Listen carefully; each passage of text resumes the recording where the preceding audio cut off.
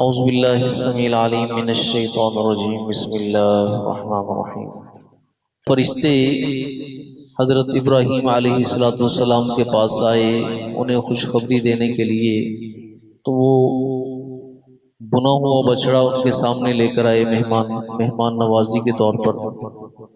لیکن جب دیکھا کہ یہ تو کھانے کی طرف ہاتھ نہیں بڑھا رہے، تو ان کے سامنے حقیقت کھل کے رکھ دی گئی کہ ہم تو اللہ کے فرشتے ہیں اور آپ کو بیٹے کی اور اس کے بعد پوتے کی خوشخبری دینے کے لیے آئے ہیں۔ تو اس جان پہچان کے ساتھ جو ایک خوف تھا حضرت ابراہیم علیہ السلام کے دل میں، وہ جاتا رہا۔ اور پھر انہوں نے اپنا دوسرا مقصد بیان کیا کہ ہم قوم لوط کی طرف، حضرت لوط علیہ السلام کی قوم کی تباہی کا پروانہ لے کر آئے ہیں۔ تو پھر ان سے ابراہیم علیہ السلام نے تھوڑی سی بحث کی کہ وہاں پر تو میرا بھائی لوط بھی رہتا ہے اس بستی میں۔ تو فرشتوں نے کہا کہ ہم خوب جانتے ہیں کہ کون اس بستی میں رہتا ہے، یعنی ہم ان کو اور ان کے ساتھ ایمان لانے والوں کو بچا لیں گے۔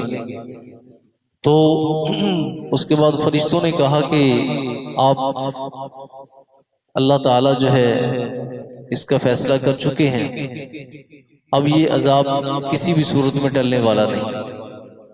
تو ان چیزوں کا ذکر اللہ تعالیٰ فرماتے ہیں، فرمایا فلما ذهب عن ابراہیم الروع، بس جب چلا گیا ابراہیم علیہ السلام سے ڈر اور خوف۔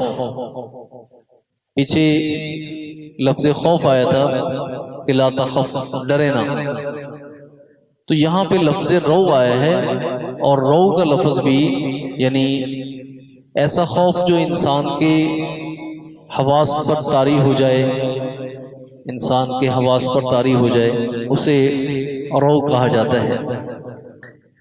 تو جب ان سے اس خوف کے اثرات چلے گئے حضرت ابراہیم علیہ السلام سے، وجاءتہ البشریٰ، اور ان کے پاس خوشخبری بیان پہنچی، یعنی ان کو خوشخبری بھی سنا دی گئی بیٹے کی اور بیٹے کے بعد پوتے کی۔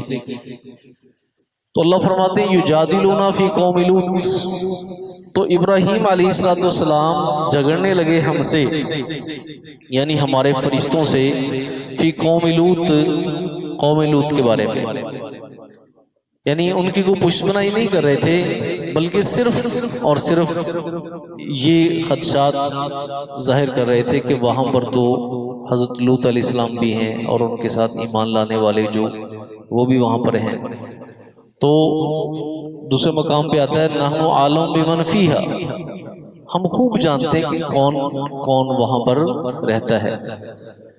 ان ابراہیم، بے شک ابراہیم علیہ السلام، لحلیم، بڑے تحمل والے، اواہ، نرم دل، منیب، اللہ کی طرف جھکنے والے تھے۔ ابراہیم علیہ السلام بڑے ہی حلیم یعنی بردبار، برداشت والے، اواہ، نرم دل، اور منیب، اللہ کی طرف جھکنے والے، رجوع کرنے والے۔ یا ابراہیم، آگے سے جواب دیا گیا، اے ابراہیم، عارض عن ھذا، اسے چھوڑ دو، اس سے اعراض کر دو، یعنی ان باتوں کو چھوڑ دو، ان باتوں کو چھوڑ دو جو تم مجادلہ یہ بحث کر رہے ہو نا، اسے جانے دو۔ کیوں؟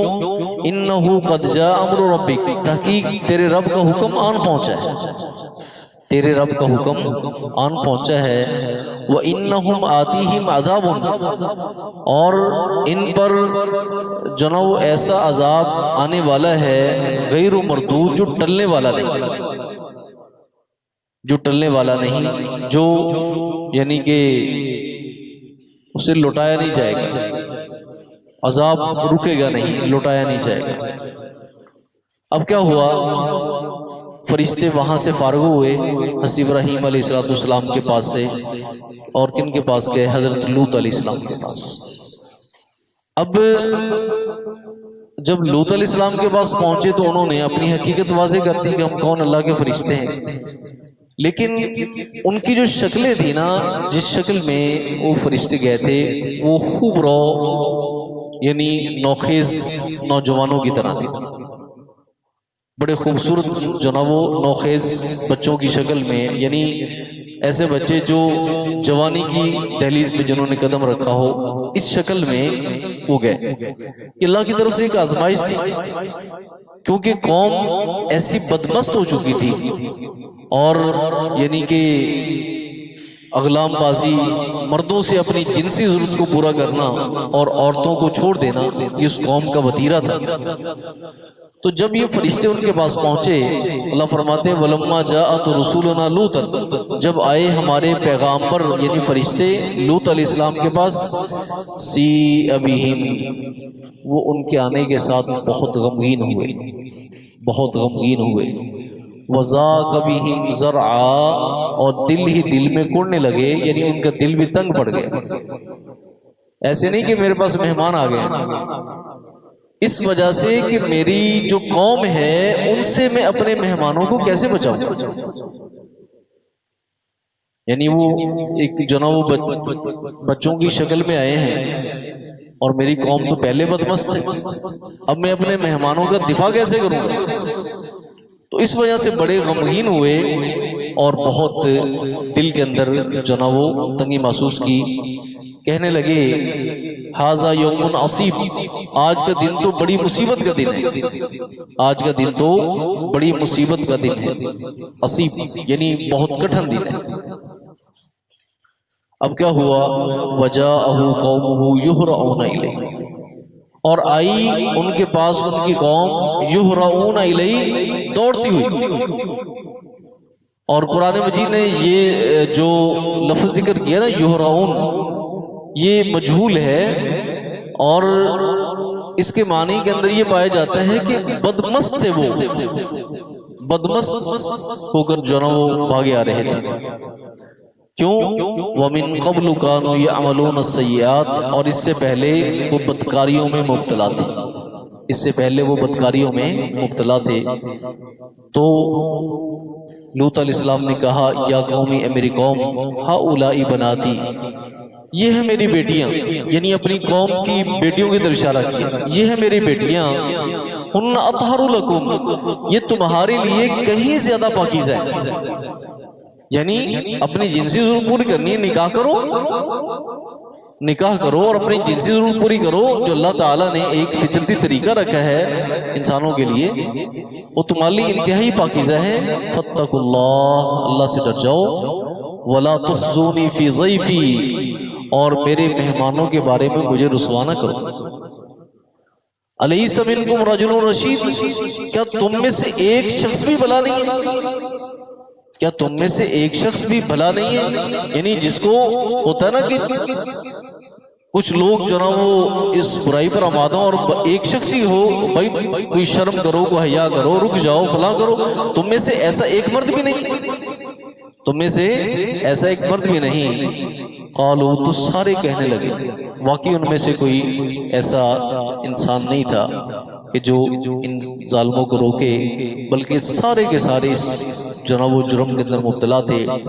قالوا، کہنے لگے، لقد علمت، تحقیق تو بخوبی جانتا ہے، یعنی لوط علیہ السلام سے کہنے لگے تو بخوبی جانتا ہے، ما لنا فی بناتک من حق، ہمیں تیری لڑکیوں کی کوئی ضرورت نہیں، ہمیں تیری بیٹیوں کی کوئی ضرورت نہیں، یعنی کس قدر بے شرم قسم کے لوگ تھے۔ وَإِنَّكَ لَتَعْلَمُ مَا نُرِيدُ، اور بے شک تو جانتا ہے جو ہم ارادہ رکھتے ہیں، بے شک تو جانتا ہے ہم کیا ارادہ رکھتے ہیں۔ قال، یعنی فرشتے یہ ساری باتیں سن رہے ہیں۔ آپ یوں سمجھ لیں کہ جیسے کسی قوم کو رنگے ہاتھوں پکڑنے کا موقع فراہم جو نا وہ کر رہے تھے، یہ لوگ جو نا وہ کیا کریں، اپنی اس بدمستی اور بدکاری کے خود گواہ بن جائیں اور پھر ان کو پکڑا جائے۔ اللہ اکبر۔